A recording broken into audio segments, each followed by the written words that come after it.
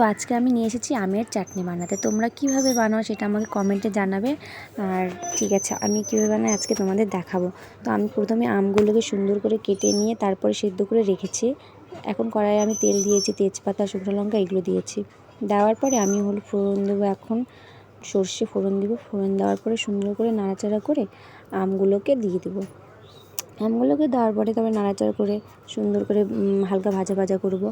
তো বেশি কথা না বলে আর একটা কথা বলা যাক, তোমরা সাবস্ক্রাইব করতে প্লিজ ভুলো না, একটা সাবস্ক্রাইব করে দিও প্লিজ।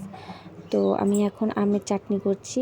তোমরা কে কীভাবে রান্না করো সেটা আমাকে বলবে। আমের চাটনি তো বিভিন্ন ধরনের বানানো যায়, আমি এইভাবে ট্রাই করলাম। তো স্বাদ মতো লবণ দিয়ে দিলাম, তারপরে হলুদ দিয়ে দিলাম কালার আনার জন্য। তোমরা হলুদ ব্যবহার নাও করতে পারো, আমি এখানে হলুদ ব্যবহার করেছি।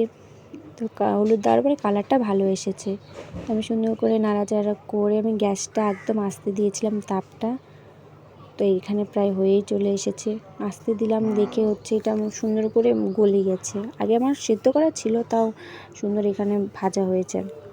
ভিডিওটা যদি তোমাদের কাছে ভালো লাগে তাহলে লাইক করবে, কমেন্ট করে শেয়ার করবে। এই তো গ্লাসের মধ্যে আমি তাপটা বাড়িয়ে দিয়েছিলাম, তারপরে আমি জল দিয়ে দিলাম। এখানে বেশি করে জল দিয়ে দিয়েছিলাম, এটা জেলি জেলি হবে না। তোমরা বাড়িতে কীরকম বানাও সেটা হলো জানাবে। এটা আমি রস করবো। আমার এটা বোনের জন্য বানাচ্ছি। আমার তো এমনি সব কিছু বানাতে ভালোই লাগে। তো আমি এর আগে অনেক ভিডিও দিয়েছি, কয়েকটা ভিডিও রান্নার। তো এখন আমি স্বাদ মতো চিনি দিয়ে দিলাম।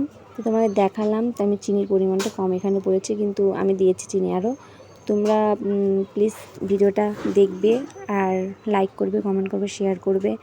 তোমাদের যদি ভালো লাগে ভিডিও আমি আরও নিয়ে আসবো। আর আমার কিন্তু রান্না করতে ভালো লাগে বেশ। তোমাদের কেমন লাগে সেটা জানাবে। আর তোমরা কীভাবে রান্না করো বা এই চাটনি কীভাবে বানাও, বিভিন্ন রকমের বানানো হয়, আমি সেভাবে বানাইনি, আমি আমার মতো করে বানিয়েছি।